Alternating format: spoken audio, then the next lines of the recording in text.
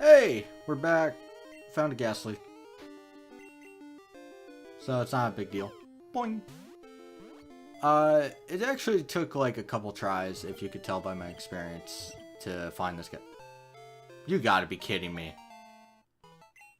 Oh well, it wraps its opponents in its gas-like body, slowly weakening its prey by poisoning it through the skin. Wouldn't it be there? No nickname. I don't know, maybe I'll open it up for a nickname later. But Ghastly is here. It should have Hypnosis, which is pretty good. Yeah, not a bad Pokemon. I won't be using it right now because it would be a big waste of time for everyone involved. This is recorded right after the last part. I'm kind of recording ahead because there are certain time constraints involved in Crystal. So there's nothing important in there. I think that person talks about Violet City and the trainer school.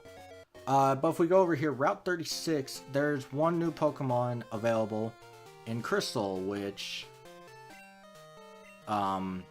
is not gonna matter anyway for me. But they're talking about an odd tree blocking away, which I'll show you in a second.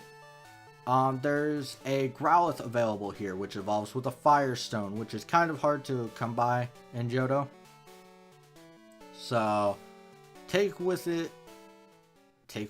Now, take it as you will. I don't recommend Growlithe. I feel that there's a better fire type if you're playing Crystal anyway, in Magmar. I feel as Magmar is a better fire type in all three games. But that's just me. If you really want to use an Arcanine or a Growlithe, if you don't want to evolve it, it's available in that patch of grass, I should say. But we're gonna finish exploring the Sprout Tower here. The reason I'm not using Ghastly is because I don't feel as if I should waste your time.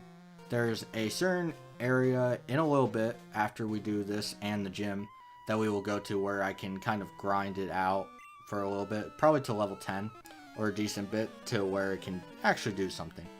Actually, I'll probably do it before the gym, now that I think of it. But for right now, we'll just burn the Bellsprouts in our way. And one of the things I have to say about Gold, Silver, and Crystal is evolutionary stones are incredibly difficult to come across. In Gold and Silver, it's downright, you have to get it from another game and trade it over. It's really impossible. In Crystal, there's a way. I will point them out to you, but you talk to trainers, which I actually forgot to talk to a trainer to get their phone number. It was the bug catcher right before we head into Violet City. I'll remember to do that after this. I'll probably start over there and then move on. But, what was I talking? Evolutionary stones, there are certain trainers in the game on certain routes where if you get a call from them, they'll hand you items. Or they'll talk about Pokemon swarms. They're not just battle rematches. There's one right before Goldenrod City that gives you Leaf Stones, which is kind of important if you're raising a Bellsprout. So, you need to be on the lookout for those trainers, and I'll try and highlight them as I remember them or as they get brought up in conversation. So, yeah, I'll try and be on top of that. But being that they're so incredibly rare and it's all up to chance whether they'll call you, you can kind of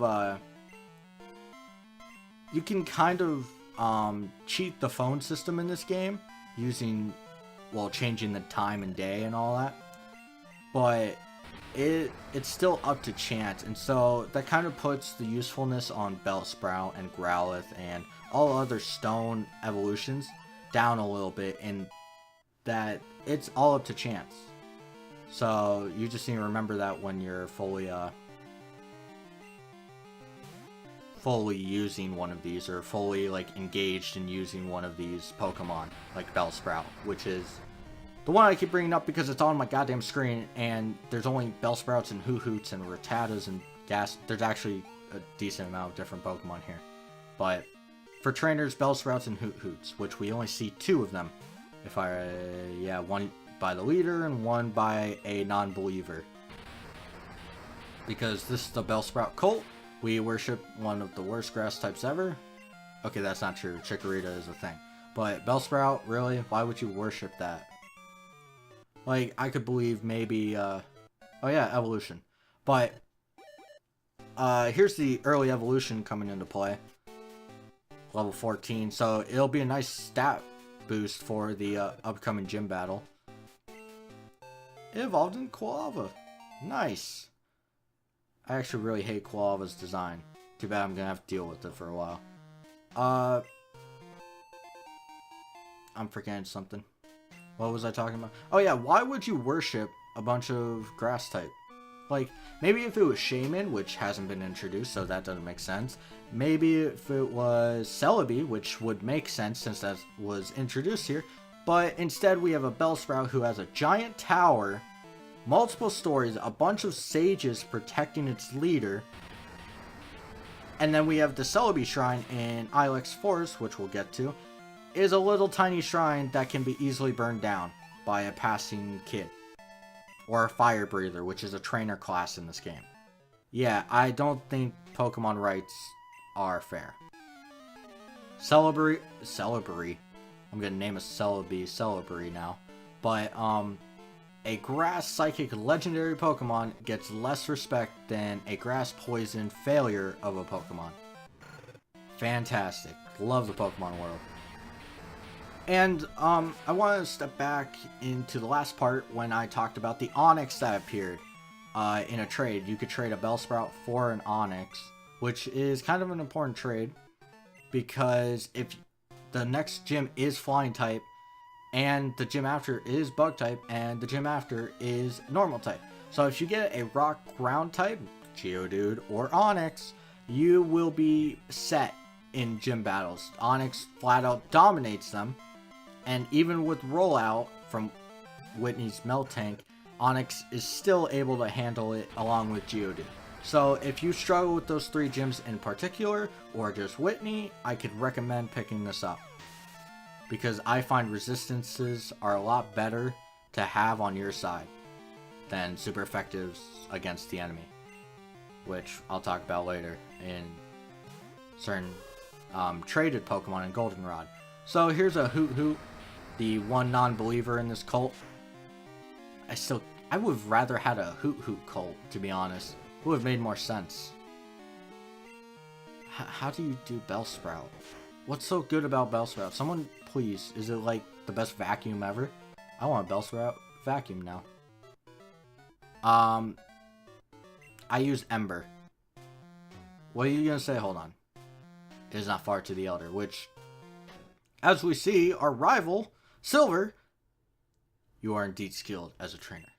As promised, here is your HM. But let me say this, you should treat your Pokemon better. The way you battle is far too harsh. Pokemon are not tools of war. He claims to be the Elder, but he's weak. It stands to reason. I'd never lose to fools that babble about being nice to Pokemon. I only care about strong Pokemon that can win. I really couldn't care less about weak Pokemon. Silver used Escape Rope because he's fancy.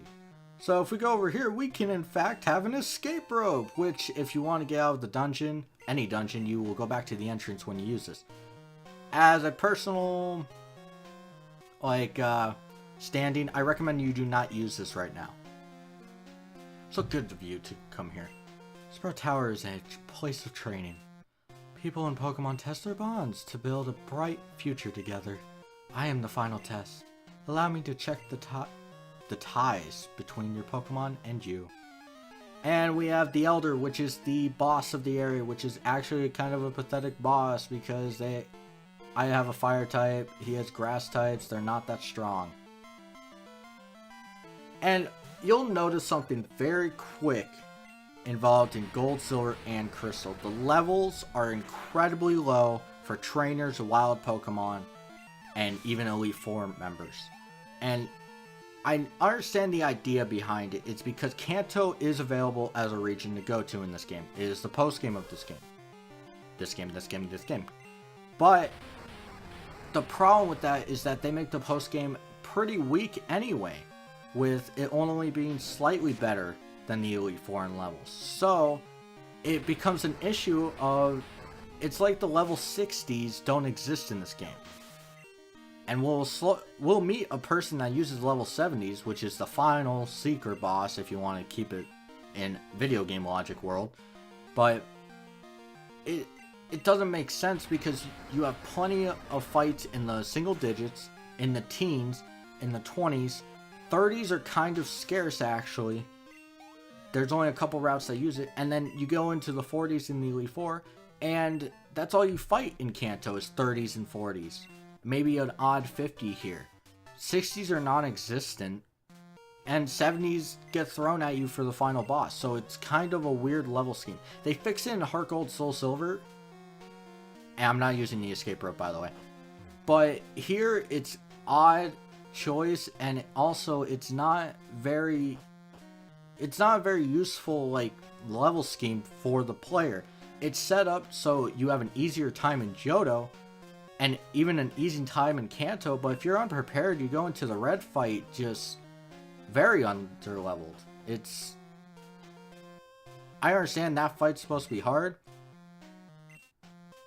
It became the center of the pillar there. That's wood, not a vine. Just want to point that out. But it just, I don't know, I feel like that choice just makes it unfair to the player almost. Did I ever get this?